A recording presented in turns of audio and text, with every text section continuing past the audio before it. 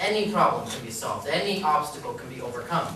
And you're faced with certain obstacles. So who are the new clubs on campus? Has anybody like not even been chartered yet? Yeah, a couple clubs? There's stuff you got to do, right? There's obstacles to that. It's almost like they make it hard for groups to start, right? So that only the strong will survive. It's part of it, okay? And the groups that have been around for a long time and want to throw on a reggae festival, like there's certain things that you've got to do. There are going to be people who say you can't have that kind of event here, or the schedule's not going to work, or whatever, right? It's part of it. This is part of it. And you accept the problems that come and say this is part of putting on a program. This is part of having an exceptional organization. And you accept the problem, you bring it to your group, and you work with these fantastic people that you've got. Who's really a big fan of their own club and the people in it, right? Aren't they like, anybody built some really great friendships in their club, like family almost in their club, right? And if you haven't, that's something to look at too, right? So one of the ways that I found to be able to move forward quickly was to do what I call the copycat strategy. Now, how many people by a show of hands know who I am? Like they've met me before, or they know my name? 1, 2 people, okay? Almost. How many people have heard of Acasola? I think it was like 6 or 7. Okay? The majority of you are people that don't really know who we are, and yet you're here, right? Because part of you already understands this concept, that if you want to be able to do something exceptional, one of the ways is to go talk to somebody who already has, right? So with your reggae festival, what you can do is you can find somebody who's already put on, like Big Show, or some similarly sized event, something that's on par with what you want to do, and be like, hey man, this is what I want to do, what did you do? Tell me your story, right? So you've got tons of clubs that have started and been successful. You want to sit down with other clubs like that and say, or clubs that have done what you want to do it and that they are where you want to be. You want to say, how did you do it? And again, take lots of notes, right? So you want to be looking for opportunities to copy someone else's strategy. Because for the most part, we're up to big things here in this room, but we're not always up to entirely new things. Does that sound about right? Like you're doing something that someone somewhere has kind of done before in some capacity. Maybe not here, and that's why you're starting it. Right? I always make the analogy of the chess club. Right? Someone started a chess club before. You don't have to reinvent the wheel. Okay? So that's a way to be able to solve a lot of these problems. Someone else has already had your same problem, and they figured out how to solve it. Go cheat. Go find their answer. Okay? So, moving on from that. Basically, this conference, as well as I understand it, has 2 central themes. One is creating an extraordinary organization, and the other is creating an extraordinary individual. Am I off the mark there? Did they kind of cover that stuff earlier? Yeah, no. Dead space. Okay. Okay.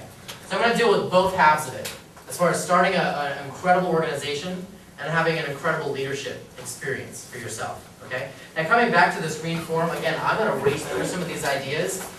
It's impossible for me to get through all of the stuff that I'd like to go through for you in 30 minutes. Okay? But what I'd like to do is get some people who are up to big ideas.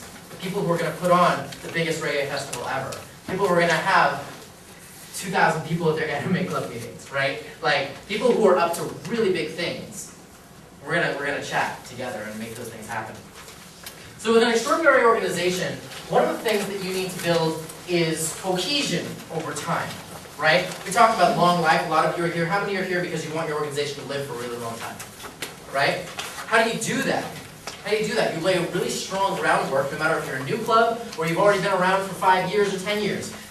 You have the opportunity right now to lay a groundwork that's going to make a difference. Okay? So one of the things you can do, like I was talking about earlier, look for simple, look for clear and concise values of your organization. Okay? As an example, I'll bring up Acasola. I started Acasola with 3 central core values.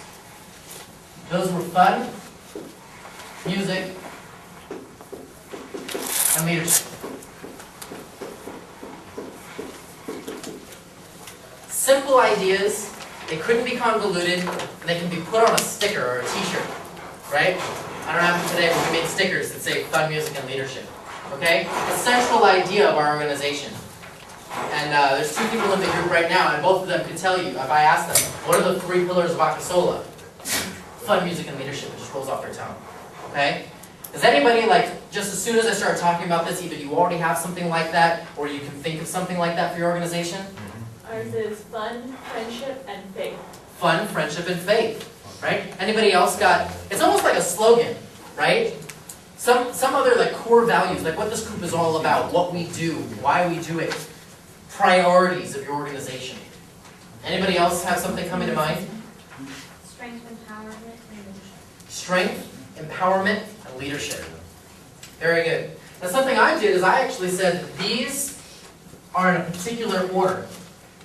Basically, I wanted to know that when our group was making decisions, and people were starting to get stressed out because, oh, we're not learning our music fast enough, or, oh, you know, people aren't coming to rehearsal, I said, yeah, that's important, but it's not the most important, right? If you focus on this, the rest will come, but realize where your priorities lie. So what happens is by having a really clear, concise set of pillars or ideals for your organization, there's a harmony of decision making. Anybody have ever had an experience with other leadership in your club where somebody else, although they were trying to make a positive difference, they were trying to do something good, it ended up backfiring because it just didn't work and there wasn't communication, like there was a problem, and somebody was trying to do something, ended up hurting more than they helped? Anybody ever had that? Just a nod of your head would be fine. Yes. Cool. Okay. It's hard, right? I'm not a TV set. I can't. All right. So you want to be looking for this opportunity to lay those out, and more than just to find them in like a closed room with some of your other executive board members. You want to have those go on your T-shirts, billboards. You want to have those go on all of your paperwork. You want to have those drilled into the heads of new members. You want everybody in your organization to know the fundamental principles of your organization. Because what's going to happen is that naturally things are going to come up that move in those directions. So if you're looking for empowerment, people are going to look for opportunities to bring empowerment to your organization. If fun is critical to her organization, then they're going to be looking for opportunities for there to be fun in what we do. And all of a sudden, meetings aren't going to be just about money and business and scheduling and all that kind of stuff. We're actually going to be talking about how can we make our meetings more fun?